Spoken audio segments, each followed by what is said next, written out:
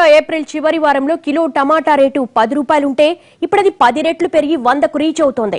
ఒక్క టమాటాయే కాదు, దాదాపు అన్ని కూరగాయలు ఇలాగే ఉన్నాయి. గోరు చుట్టుపై రోకటి పోటన్నట్లు వీటికి తోడు నిత్యావసర ధరలు కూడా అదే రేంజ్ లో కొండెక్కాయి. ఈ రెండింటి దెబ్బకు సామాన్యుడు విలవిల్లాడిపోతున్నాడు.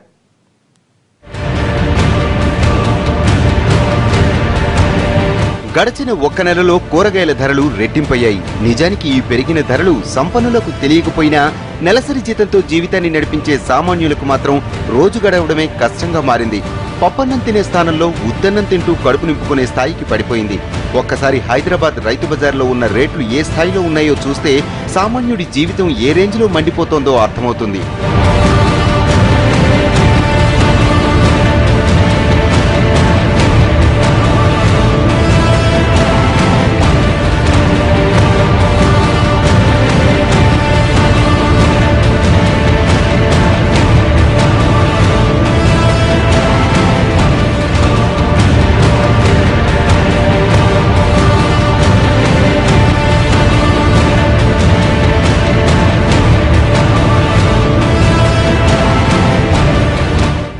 ఒక కూరగాయలే కాదు, వంటింట్లో నూనెల నుంచి ప్రతిపూట వండుకోవాల్సిన పప్పు దినుసుల వరకు అన్నింటి రేట్లు మండిపోతున్నాయి.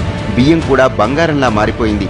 వీటన్నింటికీ తోడు కొత్త సర్కారు కూడా వరుస పెట్టి అన్నింటి మీద సుంకాలు పెంచి కొనుక్కోకుండా సామాన్యుడికి సంకెళ్లు వేస్తోంది. దీంతో ఈ రోజు సరే రేపెలా అన్న భయంతోనే కోట్లాది మంది బడుగు జీవులు బితుకుబితుకుమంటున్నారు. మొదట్లో 5% ఉన్న సర్వీస్ ట్యాక్స్ కాస్త ఇప్పుడు 15%కి పెంచేసింది సర్కార్. ఇలా ఎవరికి వాళ్ళు ఇష్టానుసారం రేట్లు పెంచేస్తూ ఉంటే సామాన్యుడు మాత్రం ఆ రేట్ల పోట్లతో నిలువెల్లా గాయాలై బతుకీడుస్తున్నాడు. నెల కిందట ఉన్న రేట్లు ఇప్పుడెక్కడా కనిపించడం లేదు. బియ్యం దగ్గర నుంచి అన్ని నిత్యావసరాలు ఒక్కసారిగా 10 నుంచి 15% భారమయ్యాయి. లాస్ట్ ఇయర్ 100 దాటిన కందిపప్పు ఇప్పుడు 150 దాటిపోతోంది. అదే చిల్లర దుకాణాలకు చేరేసరికి 170 అయిపోతోంది. శనగపప్పు 85, పెసరపప్పు 110, మినప్పప్పు 190 ఇలా చెప్పుకుంటూ పోతే ఏ ఇంట్లోనూ ఇప్పుడు పప్పులు ఉడకడం లేదు. కిందటి వారం నేను ఆదివారం నాడు వచ్చి నేను కాయగూరలు కొనడానికి, ఈవేళ నేను కాయగూరలు తీసుకున్నానికి రేట్ వేరియేషన్ ఎలా ఉన్నాయంటే 35 రూపాయలు 25 రూపాయలు పెరిగిపోయినాయి. అందుబాటులో లేవు. ఎందుకంటే పగటిపూట కొనుక్కుంటే మనం సాయంత్రం వచ్చి కొనుక్కుందాం, నేను లేడీస్ సాయంత్రం పిల్లల్ని తీసుకెళ్లే ముందు వచ్చి కొనుక్కున్నాం, అదే రేట్లు. నేను పొద్దునకి సాయంత్రానికి కూడా తగ్గిపోతే ఆశతో స్త్రీలు వస్తున్నారు ఇక్కడికి. ఎందుకంటే మహిళలకి అఫోర్డబుల్ ప్రైజెస్ అయితే ఏమీ లేవు. నా 50 రూపాయలు అమ్మవలసిన టమాటాలు 80 రూపాయల దాకా వెళ్ళిపోతున్నాయి. ఉల్లిపాయలు మినిమం రోజు వాడుకునే నిత్యావసర వస్తువులు అవి కూడా లేదు. అప్పుడు అలా పక్కన పెడితే పప్పు ధరలు అలా అందుబాటులో ఉన్నాయంటే అవి అలాగే ఉన్నాయి. 150 రూపీస్ ఉండవలసిన కందిపప్పు ధర 165 రూపీస్కి వెళ్ళిపోయింది. ఇంకా పిల్లలకి ఏం వండి పెట్టుకుని అంటే ఒక మిడిల్ క్లాస్ వాళ్ళు ఎఫర్ట్ చేయలేనప్పుడు ఒక రోజు పనిచేసి కూలీనాలి చేసుకున్న వాళ్ళు పిల్లల్ని ఎలా పెంచి పోషిస్తారు. పప్పులే కాదు, నూనెలు కూడా అదే రేంజ్ లో సలసలమంటున్నాయి. లీటర్ పామాయిల్ 75 వరకు కాగుతుంటే ఇక సన్ఫ్లవర్ ఆయిల్ 90కు దగ్గర పడింది. వేరుశనగ నూనె ఏకంగా 125కు దగ్గరగా ఉంది. కూరగాయలంటే కొనకుండా పచ్చడి మెతుకులు తింటాం, మరి నిత్యావసరాలు కూడా అలాగే కొండెక్కి కూర్చుంటే ఎవరైనా ఏం చేస్తారు చెప్పండి? పోనీలే కనీసం ఉత్తన్నం తిందామన్నా ఆ అవకాశం కూడా లేకుండా పోయే ప్రమాదం కనిపిస్తోంది. దక్షిణాదిన ప్రధాన ఆహారమైన బియ్యం రేటు ఇప్పటికే మెల్లమెల్లగా పెరిగిపోయింది. ప్రస్తుతం 2 తెలుగు రాష్ట్రాల్లో సాధారణ రకం సన్నబియ్యం కిలో 55 నుంచి 60 రూపాయలు పలుకుతోంది. కొత్త సాంబా మసూరి కూడా 45కు పైనే ఉంది. దుడ్డు బియ్యం కూడా 30 రూపాయలకు పెరిగిపోయింది. గతేడాది ఎల్నినో దెబ్బకు వరుణుడి కరుణ కూడా లేకుండా పోయింది. ఇప్పటి వరకు పెద్దగా బియ్యం దిగుబడి ఎక్కడా లేదు.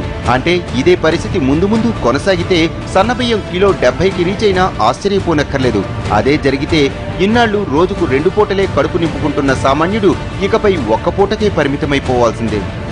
కూరగాయలు ఇంకా కొనవలసిన అవసరం కూడా ఉండదు. ఎందుకంటే ఇది రిచ్ పీపుల్ సంబంధించి వాళ్ళు తేవడం తప్పు, కానీ మిడిల్ క్లాస్ పీపుల్ తినడానికి కానీ ఏం చేయడానికి కానీ ఉండదు. ఎందుకంటే 1 కిలో 60 రూపీస్ టమోటానంటే వాడు పెర్ డే 200 250 తీసుకున్న ఒక ఆయన ఎలా బతకగలడు ఈ రోజుల్లో? 30 రూపీస్ పెర్ కిలో రైస్.